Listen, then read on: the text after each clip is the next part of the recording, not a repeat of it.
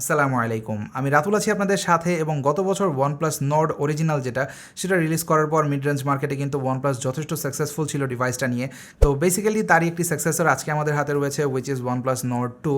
তো আজকের ভিডিওতে আমরা ডিভাইসটি আনবক্স করব, যেহেতু মাত্রই আমি ডিভাইসটি পেয়েছি। আনবক্স করব এবং দেখব এই ডিভাইসটির বক্সে আমরা কী কী পাচ্ছি। পাশাপাশি এটি কিন্তু বেশ কিছু নিউ ফিচার্স অফার করছে, পার্টিকুলারলি যদি আমরা চিপসেটের দিকে তাকাই। গত বছরের নর্ডে কিন্তু ছিল স্ন্যাপড্রাগন লাইনআপের প্রসেসর, বাট এবার আমরা পাচ্ছি মিডিয়াটেকের ডিমেনসিটি লাইনআপের প্রসেসর। এছাড়াও বেশ কিছু টুকটাক আপগ্রেডস থাকছে। তবে আনবক্সিংয়ে যাবার আগে আপনারা যারা চ্যানেলটি এখনও সাবস্ক্রাইব করেননি তারা অবশ্যই সাবস্ক্রাইব করে পাশে থাকা বেল আইকনটি প্রেস করে রাখবেন। আর এই মুহূর্তে কিন্তু আমাদের চ্যানেলে একটি গিভওয়ে চলছে, যেখানে আপনারা পার্টিসিপেট করে ফেলতে পারেন এবং জিততে পারেন একটি মোবাইল গিম্বল। সে সম্পর্কে বিস্তারিত থাকবে ভিডিও ডিসক্রিপশন বক্সে। আসছে ইন্ট্রোর পর।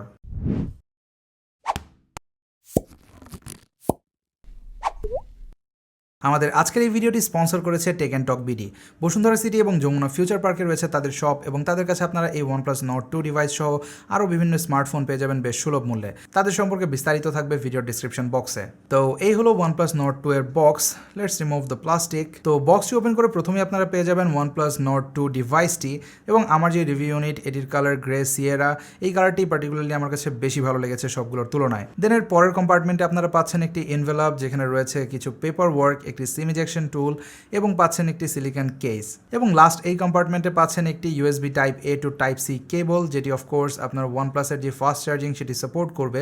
এবং এর সাথে বক্সে আপনারা পেয়ে যাচ্ছেন ফরচুনেটলি চার্জার, যেটি কিন্তু 65 ওয়াট চার্জিং সাপোর্ট করবে। সো ফোনটিতে থাকা যে 4500 মিলিঅ্যাম্পিয়ারের ব্যাটারি, সেটিকে কিন্তু খুবই ফাস্ট চার্জ করতে সক্ষম এই 65 ওয়াটের চার্জারটি। তো ডিজাইন ওয়াইজ যেমনটা দেখতে পাচ্ছেন, প্রথমত আমার কাছে সব থেকে ভালো লেগেছে এর রেয়ার ফিনিশ এবং ডিভাইসটির ওভারঅল সাইজ। আমি OnePlus 9 Pro ডিভাইসটি রিভিউর সময় বলেছিলাম সেটার সাইজ কিন্তু যথেষ্ট বড়, এবং বেশিরভাগ ইউজারই কিন্তু এখন বড় ফোন প্রেফার করে।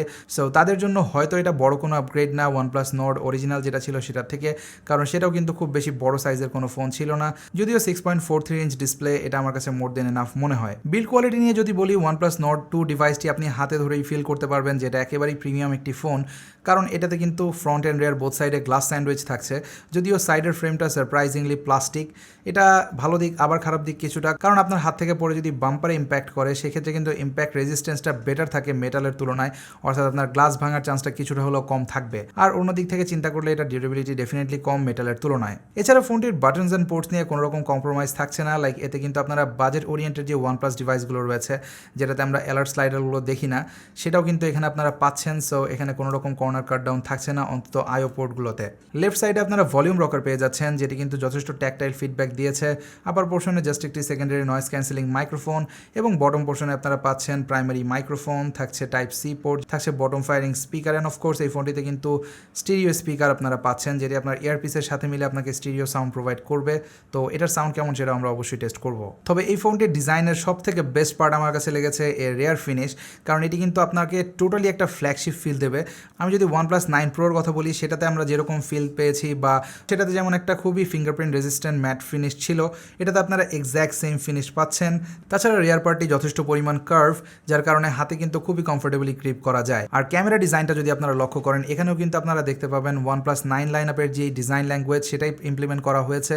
সো এখানেও একটা মডার্নাইজেশনের ছোঁয়া আপনারা পাচ্ছেন। ওকে, যতক্ষণে এটা সেট আপ হয় আমরা একটু এর সিলিকন কেসটা দেখি যে ফোনের সাথে কেমন লাগে। তো basically it's a TPU case, but এটার রেয়ারের ফিনিশটা মোটামুটি কিছুটা ফ্রস্টেড দেওয়ার চেষ্টা করা হয়েছে, এবং দেখতে কিন্তু খুব একটা খারাপ লাগছে না। আপনাকে মিনিমাল একটা প্রোটেকশন দেবে, স্পেশালি স্ক্র্যাচ থেকে, কারণ যেহেতু গ্লাস ব্যাক রয়েছে, সো স্ক্র্যাচ পড়ার চান্স ডেফিনেটলি কিছুটা থাকবে। তবে এই কেসটি কিন্তু আপনাকে খুব একটা ইম্প্যাক্ট প্রোটেকশন দেবে না। অলরাইট, তো এখানে একটা ব্যাপার আগেই জানিয়ে রাখি, আপনারা যারা খুব বেশি ভয় আছেন যে ওপ্পোর সাথে OnePlus মার্জ হওয়ার কারণে এখন হয়তো কালারওয়েজ আপনারা দেখতে পাবেন OnePlus ডিভাইসগুলোতে, যদিও পার্সোনালি আমি কালারওয়েজ খুব বেশি অপছন্দ করি, ব্যাপারটা মোটেও এরকম না। ইনফ্যাক্ট রিসেন্টলি আমার অনেকগুলো ফেভারিট ইউআইয়ের মধ্যে কালারওয়েজও একটি, কারণ সেটিতে বাগের দেখা খুব কম পেয়েছি আমি। তাছাড়া ওভারঅল ইউআইটাও কিন্তু এখন অনেক বেশি সিম্পলিফাই করে ফেলেছে Oppo, but that's a different discussion. মূলত OnePlus ইউজাররা খুব বেশি ভয় রয়েছে যে কালারওয়েজ কেমন হবে OnePlus ডিভাইসে, বাট ভয়ের কোনো কারণ নেই। এখন পর্যন্ত কালারওয়েজ ইমপ্লিমেন্ট হয়নি, এবং আমার হাতে যে ডিভাইসটা দেখতে পাচ্ছেন অর্থাৎ OnePlus Nord 2, এই ডিভাইসটিতে কিন্তু আপনারা এখনও পর্যন্ত পেয়ে যাচ্ছেন অক্সিজেন ওএস। সো যেমনটা দেখতে পাচ্ছেন সেম ওল্ড ইউআই, এটাতে কাস্টমাইজেশনের বেশ কিছু অপশন রয়েছে যেগুলো খুবই উপকারী। অন্যদিকে আপনারা কিন্তু একেবারে স্টকে লাইক একটা আইকন প্যাক পাবেন। তবে যেহেতু ফোনটি আমি মাত্র আনবক্স করেছি, এতে কোনো রকম বাগস রয়েছে কিনা বা ওভারঅল ইউআইতে কোনো রকম ল্যাগ পাই কিনা, সেই ব্যাপারগুলো নিয়ে এখনই আমি আপনাদেরকে বিস্তারিত জানাতে পারছি না। সেটার জন্য জন্য আপনাদেরকে অপেক্ষা করতে হবে ফুল রিভিউ পর্যন্ত। আমরা যদি হার্ডওয়্যার নিয়ে আরেকটু ডিসকাশন করি, ফোনটিতে ডিসপ্লে হিসেবে আপনারা পাচ্ছেন একটি 6.43 ইঞ্চের অ্যামোলেড ডিসপ্লে, যেটি রেজলিউশন ফুল এইচডি প্লাস। আর এতে যেহেতু 90 হার্জের ডিসপ্লে রয়েছে, সো আমি বলবো আপনারা এতে বেস্ট অফ বোথ ওয়ার্ল্ড পাচ্ছেন, অর্থাৎ 120 হার্জের মতো এত বেশি ব্যাটারি ড্রেইনও করবে না, আবার 60 হার্জের মতো চপি অ্যানিমেশনও আপনারা পাচ্ছেন না। বাট আপনারা যদি চিন্তা করেন OnePlus Nord অরিজিনাল যেটা, সেটাতেও কিন্তু 90 হার্জের ডিসপ্লে ছিল, সো সেদিক থেকে চিন্তা করলে খুব বেশি বড় কোনো আপগ্রেড থাকছে না OnePlus Nord 2 এর ডিসপ্লেতে। আরেকটা জায়গাতে আমার মনে হয় কিছুটা ইম্প্রুভমেন্ট আনতে পারতো OnePlus, তা হলো এর যে বেজেল। যেমনটা দেখতে পাচ্ছেন 3 দিকের বেজেল খুব বেশি বড় আমি বলবো না, মোটামুটি মিনিমালি বলা যায়, বাট বটম চিনটা কিন্তু এই বাজেট রেঞ্জের অন্যান্য কম্পিটিশন থেকে এখন অনেকটাই বড় মনে হচ্ছে আমার কাছে। পার্টিকুলারলি আমরা যদি Xiaomi রিসেন্টলি রিলিজড Mi 11 লাইটের সাথে কম্পেয়ার করি, সেই ডিভাইসটা রিভিউর সময় আমি বলেছিলাম সেটাতে কিন্তু বটম চিনটা একেবারে ছোট সেরকম না, বাট একটা সিমেট্রিক্যাল লুক আমরা পাচ্ছিলাম, যেটা কিন্তু আমরা এই Nord 2 তে পাচ্ছি না। এবং সাইড বাই সাইড কম্পেয়ার করলেও কিন্তু ব্যাপারটা খুবই পরিষ্কার হয়ে যায় যে কোনটা বেটার লাগছে দেখতে। তবে ক্যামেরায় কিন্তু বেশ বড়সড় আপগ্রেড রয়েছে, এতে আপনারা পাচ্ছেন 50 মেগাপিক্সেলের প্রাইমারি ক্যামেরা, এবং এই ক্যামেরাটির যে সেন্সর সেটি কিন্তু Sony IMX এর 768 একটি সেন্সর, এবং এই সেন্সরটি যথেষ্ট কেপেবল, যার অ্যাপারচার f1.9। তো এই সেন্সরটি দিয়ে ইনিশিয়ালি আমি বেশ কিছু ছবি তুলেছি আমার এই ইনডোর লাইটিং কন্ডিশনে, এবং আমার কাছে ওভারঅল ডিটেল খুব একটা খারাপ মনে হয়নি, যদিও সেটা একেবারে লো লাইট কন্ডিশনে ছিল। সো এটা কিন্তু সব থেকে চ্যালেঞ্জিং কন্ডিশনে ফেলে দিয়েছি ফোনটি আনবক্স করার পরেই। সো এটা ডেফিনেটলি কোনো ফাইনাল ভার্ডিক্ট না, আমি অবশ্যই ফোনটি আরও বিভিন্ন লাইটিং কন্ডিশনে টেস্ট করব, তারপর আমি আপনাদেরকে জানাবো এর ক্যামেরাটি ওভারঅল আমার কাছে কেমন লেগেছে।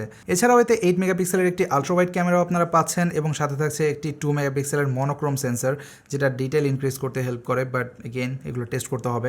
আর ফ্রন্টে আপনারা পাচ্ছেন 32 মেগাপিক্সেলের একটি সেলফি ক্যামেরা, যেটা আবারও এই ধরনের লাইটিং কন্ডিশনে আমি ইনিশিয়ালি বেশ কিছু ছবি তুলেছি যখন আমি ফেস ক্যামটা রেকর্ড করছিলাম। তো এই হচ্ছে তার কিছু রেজাল্ট, বাট এগেইন ফুল রিভিউতে আপনাদেরকে অবশ্যই আরও ডিটেলে জানাবো। ফোনটির আরেকটা সেকশনে সব থেকে বড় পরিবর্তন রয়েছে, তা হলো এর প্রসেসর। এতে আপনারা পাচ্ছেন Dimensity 1200, যেটি ব্র্যান্ড নিউ একটি প্রসেসর, এবং UI নেভিগেশন বা ওভারঅল টুকটাক ছবি তুলতে গিয়ে আমি যতটুকু ব্যবহার করেছি ফোনটি গত 2-3 ঘন্টা, আমার কাছে কোনো রকম ল্যাগ বা আদার কোনো ইস্যু মনে হয়নি এখন পর্যন্ত।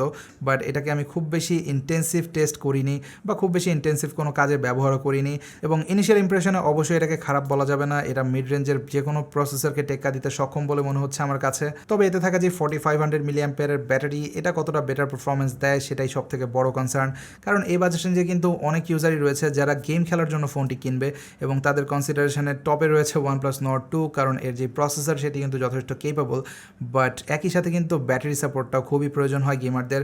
সো 4500 মিলিঅ্যাম্পিয়ার ব্যাটারি কতটা সার্ভ করতে পারে সেটাও দেখার বিষয়। তো এই ছিল মোটামুটি OnePlus Nord 2 নিয়ে আমার ফার্স্ট ইমপ্রেশন। ভিডিওটি কেমন লাগলো অবশ্যই কমেন্ট সেকশনে জানাবেন, ভালো লাগলে লাইক অ্যান্ড শেয়ার করবেন, ভালো না লাগলে কেন লাগেনি সেটিও কমেন্ট সেকশনে জানাতে পারেন। আর আমি খুব শীঘ্রই হাজির হয়ে যাব নতুন কোনো ভিডিওতে, সে পর্যন্ত সবাই অনেক অনেক ভালো থাকবেন, সুস্থ থাকবেন, আল্লাহ হাফেজ।